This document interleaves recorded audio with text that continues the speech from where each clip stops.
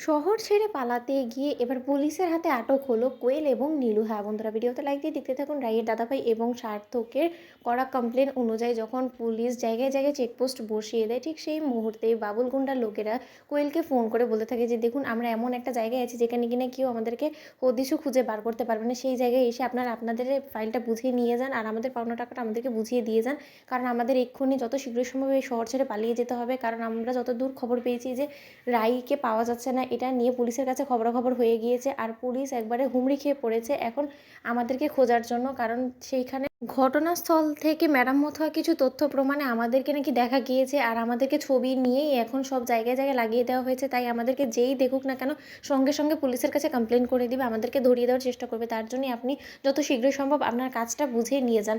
অন্যদিকে কোয়েল যখন সেই ফাইলটা বাবুলের থেকে নিয়ে এসে বাবুলকে টাকাগুলো বুঝিয়ে দেয়, ঠিক সেই সময় কোয়েল বলতে থাকে যে নীলু, আমার মনে হয় না যে এই শহরে আর কয়েকটা দিন আমাদের থাকা মোটেও সেফ হবে। কারণ আমার কেন জানি না মনে হচ্ছে যে পুলিশ যেহেতু বাবুল অবধি ধরার জন্য এতটা উদ্বিগ্ন হয়ে পড়েছে, যদি একবার বাবুলকে ধরে ফেলতে পারে তাহলে আর আমাদের রক্ষে থাকবে না, আমাদের অবধি পৌঁছতে পুলিশের একদম সময় লাগবে না।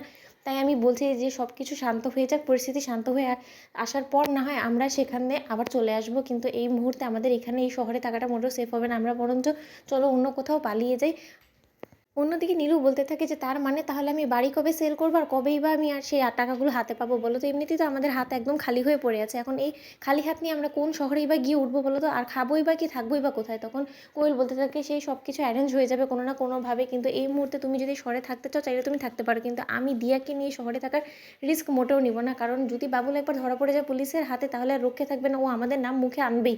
আর সেই সুবাদে পুলিশের আমাদের অবধি পৌঁছতেও কোনো মতে সময় লাগবে না আর আমাদেরকে জেলে আটকে রাখে আমাদের মুখ থেকে যদি কোনো মতে জবানবন্দি নেওয়ার চেষ্টা করে তাহলে কিন্তু আমিও কোনো মতে তোমাকে ছেড়ে কথা বলবো না।